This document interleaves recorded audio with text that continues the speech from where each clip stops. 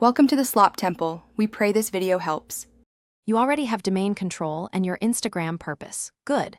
First, log into your DNS provider. Find the domain's DNS management.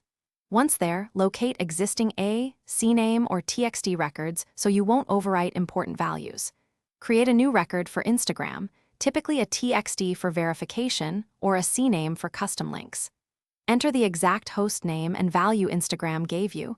Mistakes break validation. Save changes and note the TTL. Lower it if you expect quick propagation. Now you'll configure the critical records. If Instagram asks for TXT verification, paste the provided string into the TXT value field and set the host as instructed, often at or a subdomain. For custom subdomains, use CNAME, point the subdomain to the Instagram target. Make sure there are no conflicting A or CNAME records for the same host because DNS prefers one canonical mapping.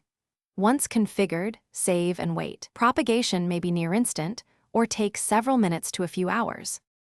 Finally, return to Instagram and trigger verification or link setup after saving DNS changes. Use a DNS lookup tool to verify your TXT or CNAME values are visible. Check multiple locations. If Instagram still fails to validate, make sure the host and value match exactly. Remove any duplicate or conflicting records, and then retry after the TTL window.